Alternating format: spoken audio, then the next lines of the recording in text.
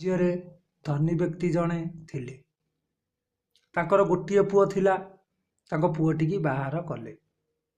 किछि दिन गला परे स्वामी स्त्री बहुत झगड़ा नागिले। से कहला डेली कली झगड़ा होउची मु आउ ए घरे रहिबिनी। गोटे बाबांको मठू पलैला जाकि से बाबांको मठरे रहिला। से बाबा कहले अरे बाबा तो घर कोठी तू कहीं आसीचु कहले सबु कथा धनी व्यक्तिर पुओ बाबा को कहले यही कली झगड़ा डेली होउची बोली मु पड़ी आसीची। कहले मु तुमको इमिति शिक्षा देमी जे आउ जीवन रे कली झगड़ा हबो नाही। तमे संसार करिच माने संसार को तमे फेरी जाओ। कहले हो आपण कौन शिक्षा दबा कथा दियंतु। सेइटू बाबा तांको घर को नहीं गले। नहीं कि गले जाकि माता माँ को कहले कहले अच्छ ना घरे। से कहले हाँ मु अच्छी। कहले मत हारिकिनटा देल। सेतलकू दिन 12टा होता है ताकू हारिकिनी आनिकी देले।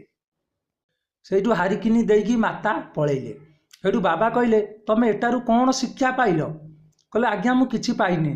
कहले दिन 12टा आई मु एत हारिकिनी मागिनी से मते किछि कहले आउ जो स्त्री लोक होता से पचा था दिन 12टारे कौन तुम आखि की दुसुनी दिन 12टारे तुम हारिकिनी मागुच। किंतु यही देख मु जा कहनी सी मते आणिकी देदेला। से बेग्या तुम स्त्री जा कहब तमें सांगे सांगे उत्तर दब नहीं। आगे विचार करिकी से कामटा करदेव। तमें जा कहब तुम स्त्री तुम कथा मानिब। जनक कथा जड़े सहिबा दरकार ताहाने घर चलिब। आपण माने एटारू कौन शिक्षा पाइले। जदि स्वामी कहूची स्त्री सहीजिबा ता नियम।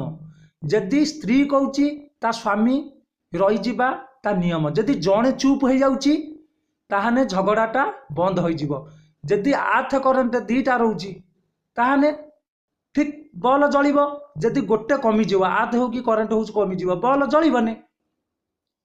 आपण जदि सुंदर भाबरे आपणको परिवार रे चलिबाकू चाहुचंती ताहाने एई बागिया चलंतु।